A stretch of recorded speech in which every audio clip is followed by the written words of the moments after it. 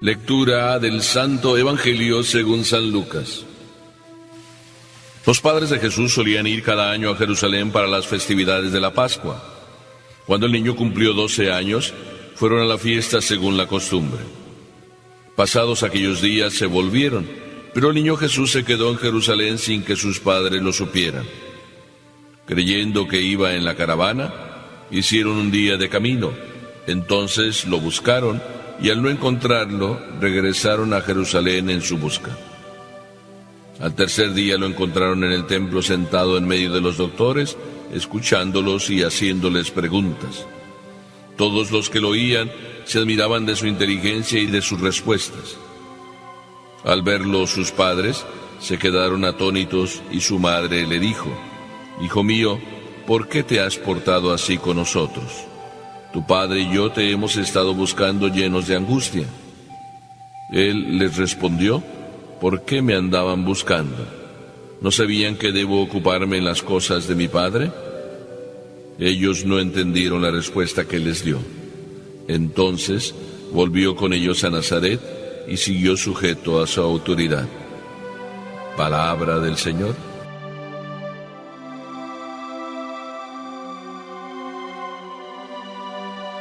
De tal palo, tal astilla. Es una frase que se dice por ahí muy seguido, pero también he escuchado esa otra frase: detrás de un gran hombre siempre hay un grande papá o una grande mamá. Es el caso, por ejemplo, de San Juan Bosco. San Juan Bosco, un hombre maravilloso, un santo de esos para andar por casa, un santo de los nuestros, un santo actual. Un santo que se dedicó a entregarse a los adolescentes, a rescatarlos, dedicado y entregado a buscar amigos y a rescatarlos. Pues alguien dijo: ¡qué gran hombre! Y otro respondió: detrás de este gran hombre hay una grande mujer. Esa era Mamá Margarita. Detrás de un hombre también hay un grande papá. Ese es el caso de Jesús.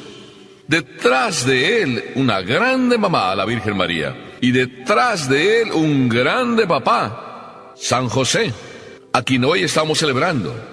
Grandes papás, porque el Evangelio de hoy así nos lo dice. San Lucas es siempre así, nada más dice las cosas como que no las quiere decir, pero las dice. Y dice que los papás no solo eran unos grandes cumplidores de la ley, sino además unos grandes testigos. Lo que el mundo de hoy necesita.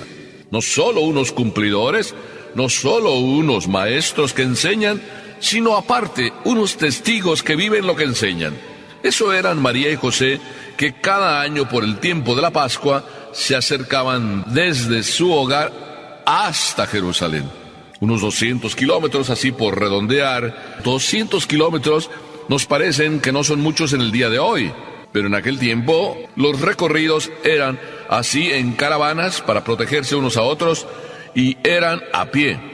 Estos son José, María y Jesús. Todos los años no se perdía ninguna solemnidad de la Pascua vivida en Jerusalén como unos buenos cumplidores de la voluntad de Dios. Hoy diríamos como unos buenos cristianos. Qué hermoso contemplar una familia así, que no solo vive, sino hace vivir. Sí, se alimenta de Dios, se alimenta de la palabra de Dios, se alimenta de ir y festejar y hacer la experiencia de Dios en la propia Jerusalén. Por eso, qué hermoso vivir y tener unos papás así. Me encanta que Jesús los tuviera, y me encanta que Jesús nos los haya dejado como nuestros papás, no solo papás adoptivos, sino nuestros papás en la fe, María y José. Pero resulta que no solo eran cumplidores, no solo eran testigos, sino además, dice el Evangelio, ahora nos referimos a Jesús, que Jesús resulta que hace su primera escapadita. Ya hace de las suyas Jesús. Y sin embargo, la maravilla que vemos hacer a Jesús es que a sus 12 años, también él se mete en su clase de religión, vamos a decir así, a profundizar su fe. Es decir, no es simplemente uno que eso en el ambiente, por tradición, va viviendo su fe. Él va a frecuentar la escuela donde los maestros ahí en Jerusalén enseñaban. Se mete en la escuela de ellos siendo un jovencito de 12 años. Y no solo se pone a escuchar, se pone a preguntar. Y en eso que escucha y en eso que pregunta, los pone a prueba a los mismos maestros. ¿Cuántas veces los discípulos, y eso aprendamos nosotros también, son mejores que sus maestros? ¿Cuántas veces los discípulos ponen al maestro en jaque? Le sacan los colores, como los hijos sacan los colores a los papás. Este discípulo no era como los demás. Era Jesús. No era simplemente el hijo de José o el hijo de María. Era un superdiscípulo, el Hijo de Dios. Ellos no lo sabían, pero sin embargo, sí estaban atónitos y sorprendidos ante las preguntas, también ante las respuestas que él daba. ¿Una escapada? ¿Así lo podemos pensar? ¿Una travesura de Jesús? O más bien, un momento en que él se siente seguro de estar haciendo lo que Papá Dios le pide, se siente seguro de estar en la escuela, no solo aprendiendo, sino también enseñando con su ejemplo. Y sin embargo, sus papás, que no creen que él haga así las travesuras, confiaron en él, como siempre se confiaba cuando se va en caravana o cuando iban en caravana. Así de que pensaron que iba con alguno de los familiares. Y ahí tenemos la tercera lección, de unos papás responsables. Es decir, unos papás que no simplemente después de un día y que no lo encuentran, que no se queda a dormir con ellos, después de un día así, pues podrían pensar, bueno, pues va con los familiares, total, pues la caravana y los días de caravana son largos, ya vendrá por aquí, Jesús es muy noble, Jesús es muy obediente, pero los papás eran responsables.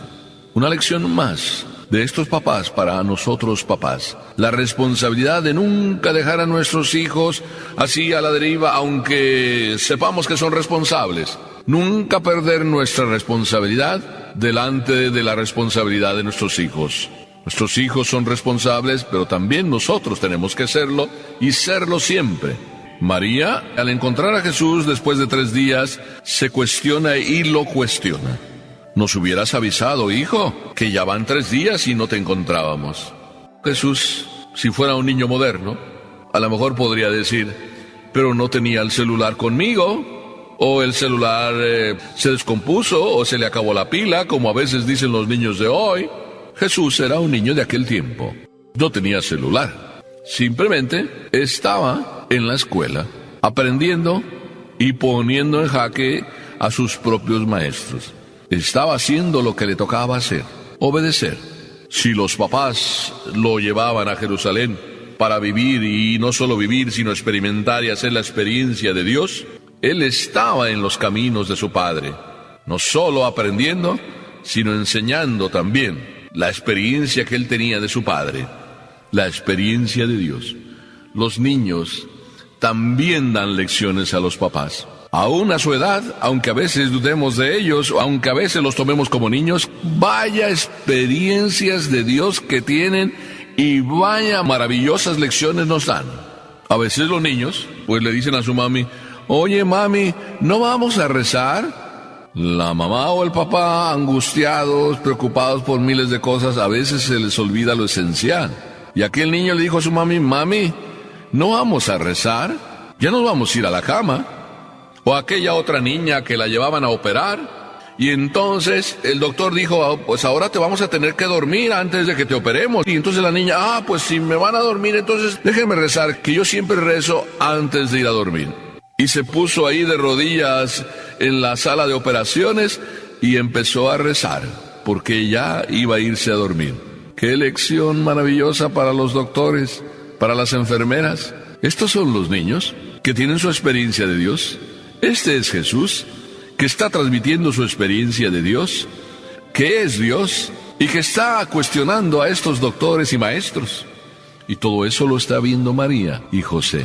Y José y María, atónitos, admirados, sorprendidos. No es que el orgullo les entrara como para decir ahí delante de los maestros, este es nuestro hijo, como a veces nosotros hacemos, este es nuestro hijo, claro.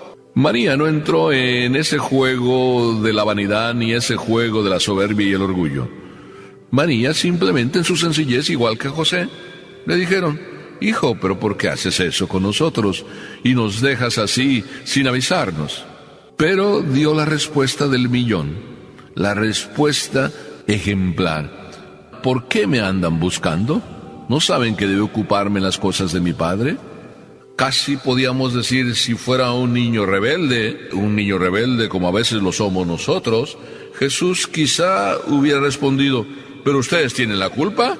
Ustedes me han dicho que esto es muy importante, estar en las cosas de Dios. Me quedé haciendo las cosas de Papá Dios.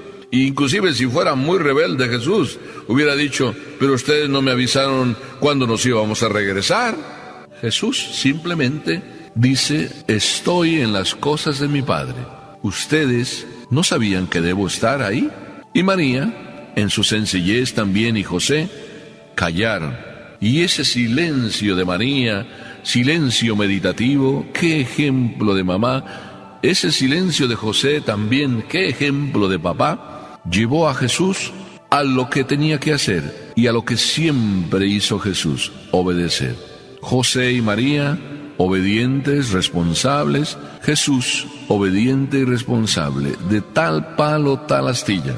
Qué hermoso que Jesús regrese a Nazaret y que siga sujeto a ellos, para enseñarnos que eso es lo más importante, y que si se trata de hacer la voluntad de Dios, hacerla bien. Y si se trata de estar en la casa, calladito, oculto, como lo estuvo en el silencio de Nazaret, ahí se está bien, porque cuando se está con Dios y haciendo lo que Dios nos pide, siempre se está bien. Y ahí Nazaret volvió, y como dice el Evangelio, estaba sujeto, pero ahí en Nazaret no solo había un ejemplo de obediencia, sino había un ejemplo de verdadera experiencia de Dios. Lección para nosotros. Nada de rebeldía, Al contrario. En el amor lo mejor es obedecer. En el amor a Dios lo mejor es ser humilde. En el amor a Dios de un José, papá maravilloso, y de una María, mamá maravillosa, en ese camino de obediencia nace un Jesús también lleno de obediencia. Que los que así vivamos en Dios siempre nos enriquezca el obedecer y nos parezcamos más a Jesús, a María y a José.